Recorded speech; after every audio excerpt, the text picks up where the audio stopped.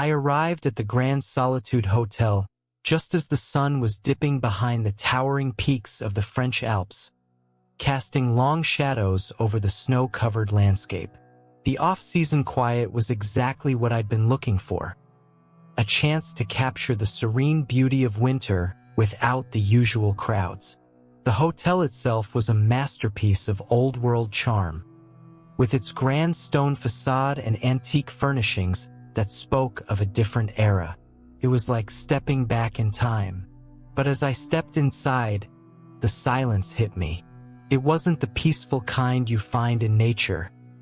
It was thick and heavy, like the air before a storm. The grand lobby, with its chandeliers and velvet curtains, was empty, the only sound my footsteps echoing off the marble floors. I felt a chill that had nothing to do with the cold outside. The receptionist was polite but distant, handing me the key to room 303, the last room on the third floor. As I climbed the creaking stairs and walked down the long, dimly lit corridor, I couldn't shake the feeling that I was being watched. The quiet here wasn't comforting. It was oppressive, almost suffocating. When I finally reached my room and began to unpack, the unease settled deeper into my bones. The walls seemed to close in around me, and I found myself glancing over my shoulder, half expecting to see someone standing there. But the room was empty, and yet I couldn't shake the nagging sense that I wasn't truly alone in this vast, deserted hotel. That first night, I lay in bed, the thick duvet doing little to ward off the cold that seemed to seep through the walls of room 303. I tried to sleep, but the oppressive silence that had followed me from the lobby now felt alive, pressing in on all sides. Then, just as I was beginning to drift off, I heard it, a soft, rhythmic thumping that echoed down the hallway, like footsteps moving slowly, deliberately. I sat up, straining to listen, but the sound stopped as suddenly as it had begun.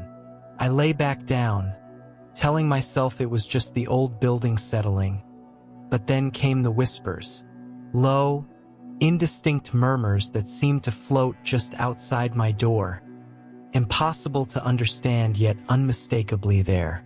My heart pounded in my chest, the unease from earlier now sharpening into fear. I tried to ignore it, to convince myself I was imagining things, but then a new sound joined the others, a persistent scratching, like nails dragging against the walls. Unable to stand it any longer, I got up and stepped into the hallway, the cold air biting at my skin. The corridor was dark, lit only by the faint glow of a single wall sconce. As I walked toward the source of the noise, I noticed something strange. The door to room 304, the room next to mine, was sealed shut, the handle tarnished and the keyhole rusted over.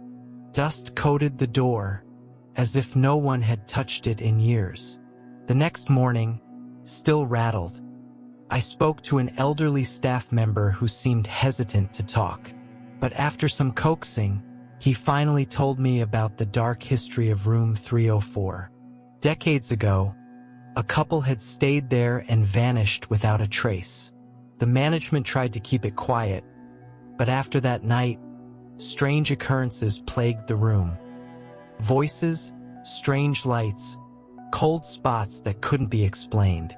Eventually, they sealed it off, hoping to contain whatever malevolent force resided there.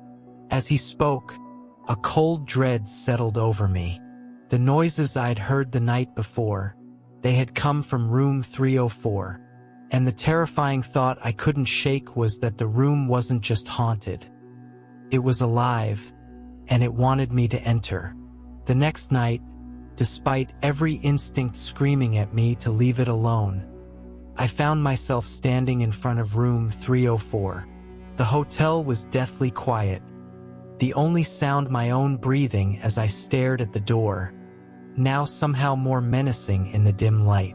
The noises from the night before had returned. Footsteps, whispers, that relentless scratching. But now they were louder, more insistent, as if daring me to open the door. My hand trembled as I reached for the tarnished handle.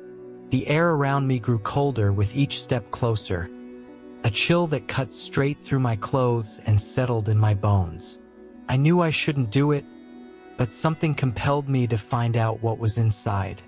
I twisted the handle, and to my surprise, the door creaked open, as if it had been waiting for me. Inside, the room was a nightmare. It looked as though it had been untouched for decades. Walls peeling, furniture rotting, and a smell of damp decay thick in the air. The once luxurious furnishings were now just shadows of their former selves, covered in dust and mold. But worse than the decay was the sense of something alive within the room, something malevolent. Before I could turn back, the door behind me slammed shut with a force that rattled the walls. Panic surged through me as I rushed to open it, but it wouldn't budge, as if an invisible hand held it shut. The whispers around me grew into frenzied screams, filling the room with a deafening cacophony of anguish. Shadows danced in the corners of my vision, growing larger, darker, as they seemed to close in on me. My heart pounded as I realized I was trapped, just like the couple from years ago. The room wasn't just haunted, it was alive, and it wanted me. In a desperate frenzy, I grabbed a nearby chair and hurled it at the window with all the strength I had left. The glass shattered, cold night air rushing in, but I had no time to feel relief. I climbed through the jagged opening, cutting myself on the broken glass, and leaped out into the freezing night. I hit the snow-covered ground hard, pain shooting through my legs, but I didn't stop. As I scrambled to my feet, I felt something, a force, a pull, trying to drag me back into that cursed room. I ran, stumbling through the snow, not daring to look back, until the hotel was far behind me. Only then did I collapse, breathless and shaking, the screams from room 304 still echoing in my ears. I had escaped, but barely. The malevolent force inside that room had come so close to claiming me, and I knew it wouldn't stop searching for its next victim. Shivering and frostbitten, I made my way back to the hotel, dragging along 2 local authorities I'd found in the village. I was frantic, insisting they investigate room 304. My words tumbled out in a mess of panic, but when we arrived, the nightmare only deepened. The door to room 304 was no longer sealed. The dust, the rust, the decay, everything was gone. The room looked perfectly normal, as if it had been in use all along. The bed was made, the air warm, with no sign of the horrors I'd witnessed. The authorities exchanged skeptical glances, and the hotel staff looked at me like I was insane, denying any knowledge of the room's history or its supposed curse. Their expressions were blank, almost too blank, as if they were hiding something, or worse, as if they truly believed nothing was wrong. The next morning, I checked out of the Grand Solitude Hotel, eager to put as much distance as I could between myself and that place. My hands still trembled from the cold and the fear as I drove down the winding mountain road, my breath coming in shallow gasps. But then, in the rearview mirror, I saw it. A vintage suitcase, old and worn, resting on the back seat where there had been nothing before.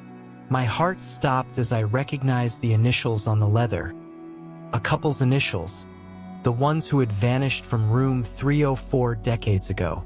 A wave of terror washed over me. I thought I had escaped, but as I stared at that suitcase, the chilling realization hit me. Whatever was in room 304 followed me, and it isn't done with me yet. After a long flight and an exhausting day of meetings, I finally arrived at the boutique hotel in Mexico City. The place was exactly what I needed. A small, charming retreat tucked away from the hustle and bustle. It had an old-world elegance that immediately put me at ease. The lobby was filled with vintage furniture, the walls lined with dark wood paneling, and soft, warm lighting that made everything feel cozy. The staff greeted me with polite smiles, and as they handed me my room key, I felt the tension from the day start to melt away. Later that evening, after another round of meetings, I returned to my room, ready to unwind. But as soon as I opened the door, something felt off. My suitcase, which I'd left open and half unpacked, was now neatly zipped up and placed in the corner. The bed, which I hadn't touched since checking in, was freshly made, with the pillows fluffed and the sheets perfectly tucked. It was as if I'd just arrived all over again. Confused, I picked up the phone and called the front desk. The receptionist assured me that no one had entered my room. "It must be a mix-up," they said with a calm that didn't match the unease I felt creeping up my spine. I tried to shrug it off. Maybe housekeeping had come by mistake. Still, the whole thing left me feeling a bit unsettled. I decided to let it go, chalking it up to a simple misunderstanding. But as I got ready for bed, I couldn't shake the feeling that something wasn't quite right. The next morning, still a bit unsettled from the night before, I decided to finally unpack my things and settle in.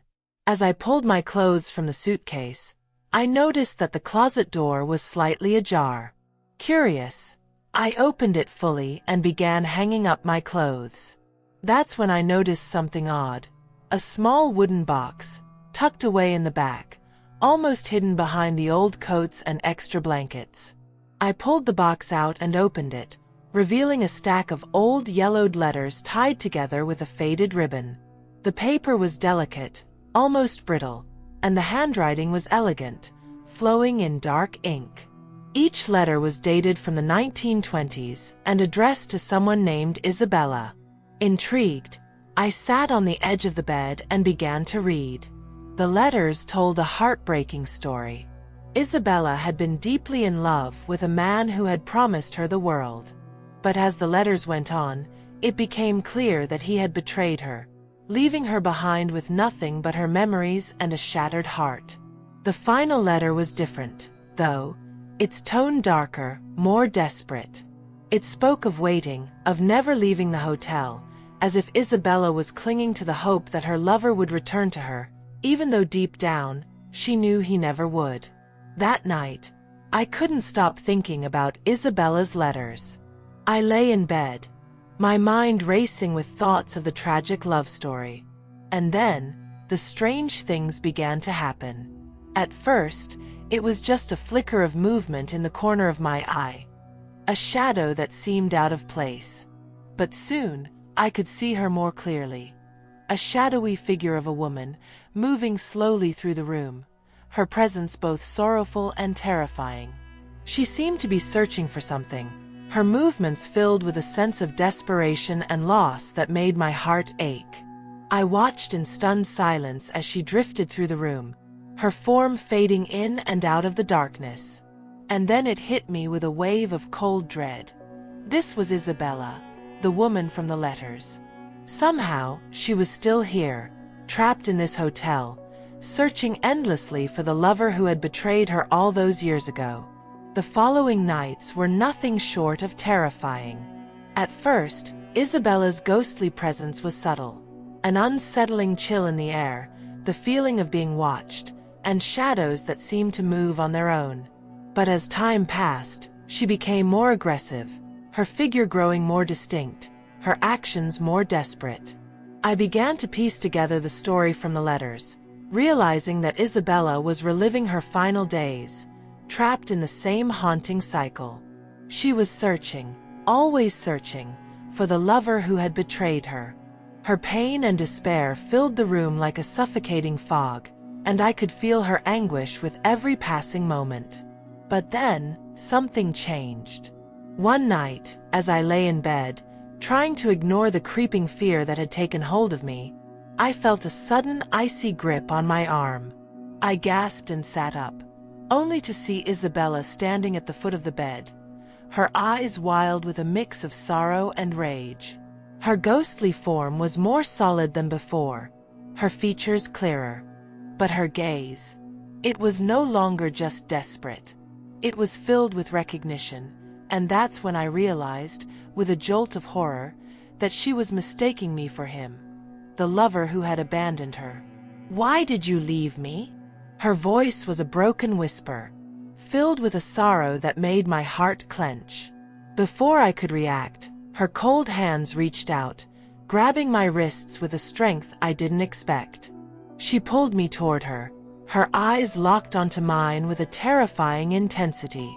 "No!" I screamed, struggling to free myself from her grip. But it was like being pulled into an icy abyss. I could feel myself slipping away, the room growing darker, colder, as if Isabella was dragging me into the afterlife with her, believing she had finally found the man who wronged her. In my panic, I suddenly remembered the letters. They were the key, maybe the only way to stop her. With shaking hands, I grabbed the last letter from the nightstand and, in a desperate act, struck a match and set it on fire. The paper curled and blackened as the flames consumed it. Isabella's eyes widened as the letter burned. A mournful wail filled the room, a sound so filled with grief and loss that it brought tears to my eyes. Her grip loosened, and her ghostly form began to waver, dissolving into the darkness.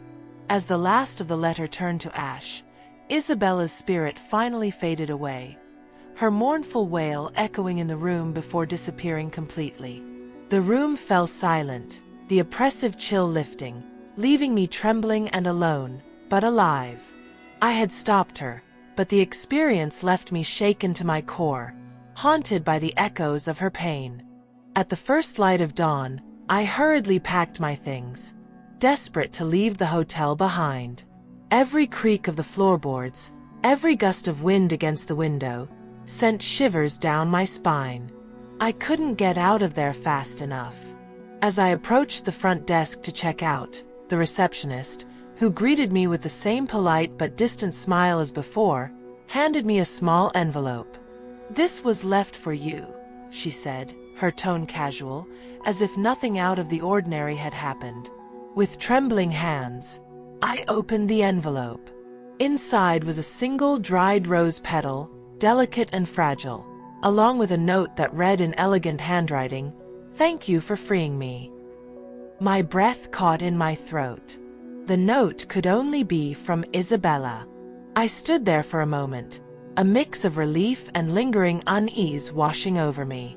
I had helped release her spirit, but the weight of what had happened still pressed heavily on my mind.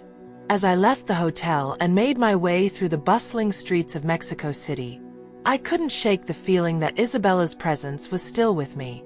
The letters, the ghostly encounters, they were etched into my memory, and I knew they would haunt me for a long time to come. Even though I had escaped, a part of me would always be tied to that room, to that tragic love story, and to the sorrowful spirit I had set free. After a long day of back-to-back meetings, I finally checked into the Hilton Garden Inn in Chicago, ready to unwind. My room was comfortable, the kind of standard hotel room I'd seen 100 times before. Nothing out of the ordinary, and exactly what I needed to relax before the conference continued tomorrow. I had just kicked off my shoes and was about to settle in when the phone rang. It was room service, confirming an order I hadn't placed. Confused, I politely told them they must have the wrong room, and they apologized, assuring me it wouldn't happen again. I shrugged it off, thinking it was just a simple mistake. But then the calls kept coming. First, an apology from room service, then another confirmation for food I hadn't ordered, each one more insistent than the last. It was getting annoying, but I figured it would eventually stop. Finally, just after midnight, the phone went silent, and I thought I could finally get some rest. But no sooner had I drifted off than a loud knock jolted me awake. I stumbled to the door, half asleep, and opened it, only to find no one there. Instead, a tray with a full meal sat outside my door, exactly as described in the calls I'd refused. Unease crept up my spine as I stared at the tray. What the hell was going on?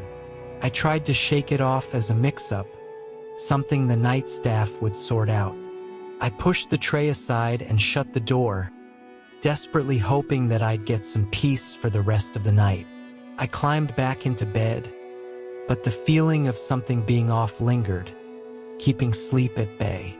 The next morning, I was still rattled from the weirdness of the night before. As soon as I could, I headed down to the front desk to complain about the bizarre calls and the unexpected room service. The receptionist listened patiently, but when she checked the records, she frowned and looked genuinely confused. "Mr. Jacob, there were no calls made to your room last night," she said, her voice firm. "And we have no record of any room service being sent to your floor." My stomach twisted with unease. But the tray. Someone knocked on my door and left food outside. She shook her head, insisting that it wasn't possible. Baffled and increasingly unnerved, I tried to push it out of my mind as I headed to the conference. But the whole day, I couldn't shake the feeling that something was seriously off. I kept thinking about those calls, about that tray of food. Nothing made sense. That night, just as I was beginning to relax, the phone rang again. This time, the voice on the other end wasn't asking about room service. It was a woman's voice, trembling, pleading for help. She sounded terrified, like she was in real danger. Alarm bells went off in my head. I demanded to know where the call was coming from, and after some quick research, I traced it to the room. When I mentioned this to the hotel staff, their faces went pale. They told me that room 613 had been closed off for years, after a series of unexplained deaths. They refused to discuss it further, their unease almost as palpable as mine. I was left standing there, more confused and unnerved than ever. What was going on in that room? And why was I being dragged into it? I couldn't shake the feeling that I needed to know what was really going on in there. The staff's refusal to talk about it only made me more determined. So late that night, when the halls were quiet, I made my way up to the 6th floor, my heart pounding in my chest. The door to room 613 was unmarked, and it looked like it hadn't been touched in years, but it wasn't locked. With a deep breath, I pushed it open and stepped inside. The room was like something out of a nightmare. It felt frozen in time. Dusty furniture, an unmade bed, and a phone off the hook, swinging slightly as if someone had just left it. The air was thick with a sense of abandonment, and the dim light from the hallway barely cut through the gloom. It was as if the room had been left in a hurry, with no one daring to return. I took a few cautious steps inside, my eyes scanning the eerie surroundings. Then, without warning, the door behind me slammed shut with a force that shook the walls. I rushed back to it, but it wouldn't budge. Panic surged through me, and just as I started to feel trapped, the phone on the nightstand rang, slicing through the silence like a knife. My hands shook as I picked up the receiver. The voice on the other end was the same terrified woman, her words frantic. "You're next," she whispered, her tone urgent and filled with dread. "You have to leave now." The temperature in the room plummeted, and I could see my breath misting in the air. Shadows began to move on their own, crawling along the walls, closing in around me. I knew I had to get out. Whatever was happening, it wasn't natural, and I wasn't going to stick around to find out how it ended. In a desperate frenzy, I grabbed a chair and smashed it against the window. The glass shattered, and I didn't think twice. I climbed out and onto the narrow ledge, the cold night air hitting me like a slap in the face. I didn't look back as I scrambled down the fire escape, my only thought to get as far away from that room as possible. I didn't sleep at all that night. After fleeing, I found a different hotel across town, where the brightly lit lobby and the constant hum of activity made me feel somewhat safe. I checked in, my hands still shaking, and spent the rest of the night wide awake, replaying the events in my mind, trying to make sense of what had happened. The next morning, exhausted and still on edge, I checked out, eager to leave Chicago behind. But as I was about to walk out the door, the receptionist called me back. She handed me an envelope, her expression unreadable. "This was left for you," she said, sliding it across the counter. I hesitated before opening it, a knot forming in my stomach.